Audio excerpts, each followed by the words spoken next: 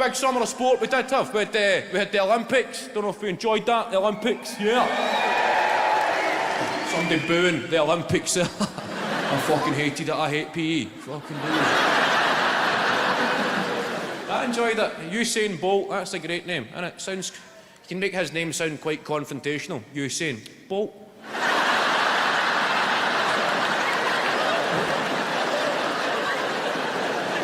That's his middle name, a tut. Usain Bolt.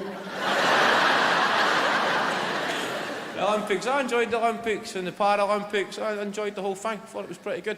See, the prefix para, it means parallel. That's why they call it the Paralympics. Parallel. It runs parallel with the actual Olympics. See, para to me and people my age, I've always associated that with paranoia. Right? If you describe somebody as being a bit para, it means they've just had too many good weekends.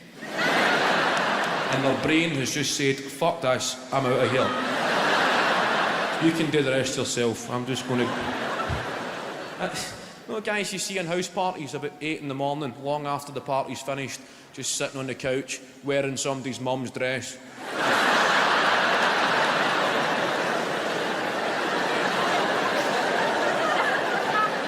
Both their eyebrows missing. That's somebody you would say, he looks a bit para. So I laughed this year. I seen Paralympics. So how fucking good would that be? An athletics event for acid casualties. I'd go to that. Just a thought I had. The Paralympics, see some guy shattering the 100-metre record because he thought the police were chasing him. Commentator, and what made this even more special was he completed the entire race with his head over his left shoulder. Whilst frantically emptying his pockets onto the track. He could have a false start at the Paralympics. The fucking voice in my head said go. The diving, some guy up the top of the diving board just refusing to jump. No chance, that's the fucking shallow end.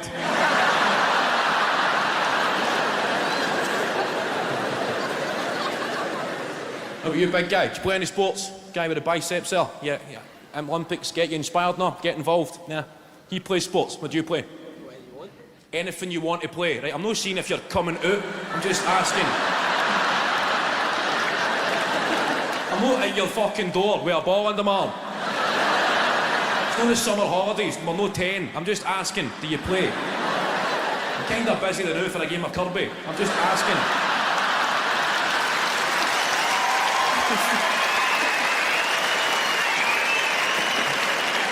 Anything you want to play, that's pushing then. We'll just play the computer. What's that in? Do you play computer games? No, you don't play. I gave up on them. I played COD. That's what my wee cousin said. Oh, you need to get COD. Call of Duty. I'll explain that to anybody over 40. It's the biggest selling computer game of all time. It's Call of Duty. The kids call it COD. I'll just explain that in case you ever get invited over for a game of COD and you show up with the wrong fucking stuff. Walk into your nephew's living room, start fucking slapping people.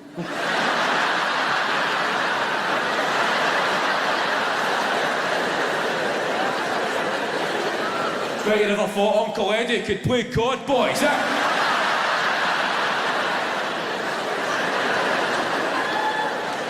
I was Old West of Scotland semi-finalist in the 80s at COD. Fucking love it. Still got it. After I still play smoked haddock. Same rules, different fish. That is fucking minging Uncle Eddie. Sorry about him, boys. He's a fucking fanny. I was always the PlayStation generation growing up. I was always terrified. You play COD these days, it's too real. It's a war game. You control this guy in a war zone. It's high definition graphics. There's a storyline. See, I'm used to the old days. You played a computer game and your guy would die. So you would just go back to the start and then try again. And it was fun. These games, Call of Duty, your guy dies. You're fucking stunned. Like, whoa, I better go and buy a poppy.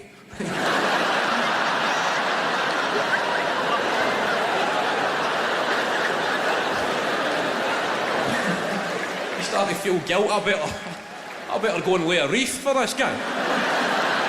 Picture myself standing there. People saying, oh, who did you know? Oh, I knew a guy called Player One. The window cleaner came to my door for his money and I forgot to press pause. So you don't play much sport then, big guy? What's your name? Chris. Your name's Chris. Good man, Chris. I was always petrified of playing sport. When I was young, school, I blame the managers. That's the problem with youth development and football in this country. Go to your local playing fields on a Saturday morning and watch these guys who manage under 10s. Go if you've got a relative involved, otherwise it can look a bit dubious if you just sort of show up every week. I watch these guys. The guys they've got their initials stitched onto their tracksuit on the touchline. They've got an earpiece in so they can communicate to their assistant manager. He's sitting up in a fucking tree.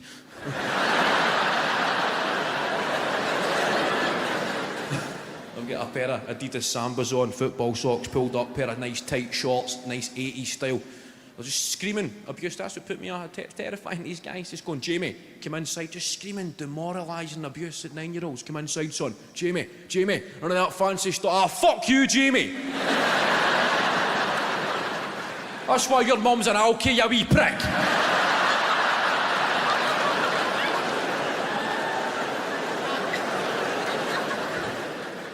I know, George, but it's every fucking Saturday. See, my life has changed, right? Thanks to you people, right, who buy tickets to see me and stuff like that. It's appreciated. I grew up in a working class area, right? In Clydebank, that's where I grew up. Some of you probably know that. It's nice, don't know how you would describe that to people not from Scotland watching this DVD. But I don't want to say a shithole. A nice, real place. Real people. People who have seen a dog's paw print in a human shite. Real people. That's where I grew up.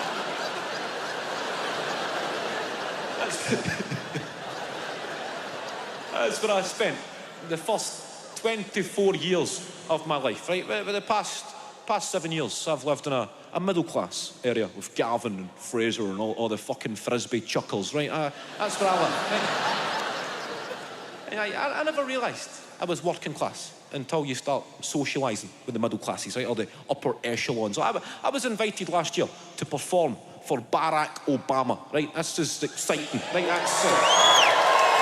get invited at this night in Edinburgh. Everybody's there. The fucking Sunday Times rich list team night out. These people, real money, right? I'm new money. These people are fucking... I'm a couple of greyhound races away from taking the bus back to my mum and dad's. But these people are wealthy, right? And they're listening, right? That's when you realise that your roots are still in there, right? So I'm watching these people, right? Obama's on, speaking. He was on before me, right? He was the support, right? He's up first. And I'm watching him. And Obama, he was talking about how proud he was in his 8 years in office that they managed to kill Osama bin Laden, right? Somebody applauding that. Thank you for applauding that, because everybody else is such a big fan there. Everybody else fucking loved bin Laden, but you felt the need to cheer his death just to make sure it's not a bin Laden kind of crowd here.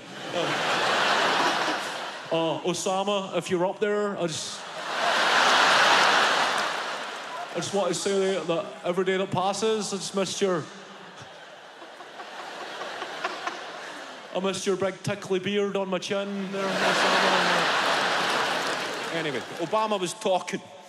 He said that was the highlight of his 8 years in office, the capture and the killing of Osama bin Laden. And he said he was proud that they killed him, but he said he was equally proud that the American military gave him a respectful send-off at sea, so as not to inflame any tensions in the Middle East. And that is when I realised I was working class, because this audience applauded that and believed that. And what fucking planet are these people on? The American military gave Osama bin Laden a respectful burial at sea. I'm picturing fucking Navy SEALs riding bin Laden's body on the back of that Navy ship like a fucking banana boat. Because that's sitting there. I bet there was about 5 of them on his back. I bet there was Guns N' Roses music on the boat. Hot dogs getting cooked. Tequila's getting done. Hey, Bobby Joe! Stick the flag in his asshole! How'd you like them apples, you terrorist son of a bitch? Put my balls in his mouth, Bobby Joe. Get a photograph for my mama. I'm teabagging Bin Laden, mama. That's the way my mind works, right? Based on 24 years in a working class area. So I walked on stage and I said that after Obama had spoke. I gave them my version of events and they never laughed. I thought, fuck them, I'll save that for Glasgow of a Saturday night.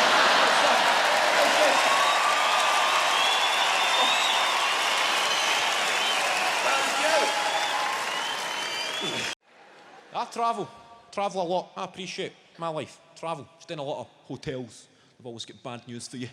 Noticing that hotels always. Unfortunately, sir, the Wi-Fi is only available in the lobby area. Was it all right to masturbate in the lobby area?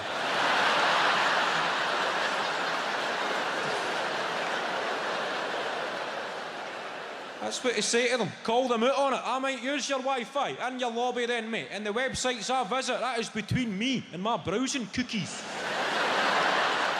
Your manager can deal with the inevitable negative reviews on TripAdvisor. Some stunned couple. Don't get me wrong, the rooms were spacious, the location was great, the staff were a delight, could not fault the food or the facilities, but on the final night there was a Scottish bloke ripping the head off it in the lobby.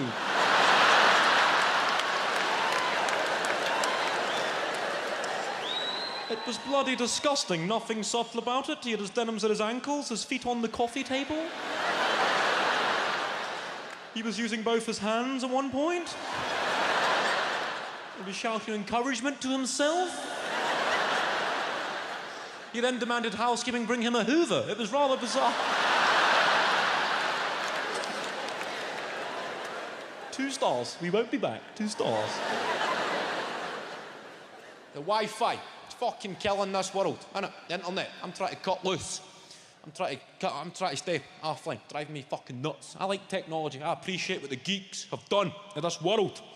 Just don't like the person that I become. As soon as it fails, as soon as it stops working, it sends me fucking into a big angry primate. I've had too many of these rages. I'm quite a peaceful guy. Fucking laptop stopped searching for wireless networks a few weeks ago, right? I know that sounds a bit trivial, but that's enough to send me into a fucking piece of shit. Fucking shouting at it. Because I'm so out of my depth trying to figure out. Your laptop breaks, you've got 2 options, Johnny. You can hand it in where you bought it, or you can phone up the technical support line. What option did you choose, Johnny? In your own time, Johnny. Well, I phoned up, Johnny. You could hand it in, right? That's part of my problem. I know I need to hand this computer into fucking the Apple store to speak to Mark with a C, with his wee Genius t-shirt on. Talking about his band, yeah, we're called Skull Fracture. We're playing the unsigned 10 to Tina Part. His big stupid earlobes hanging down. Going to put your earrings back in, Mark, and stop putting people off calamari for life.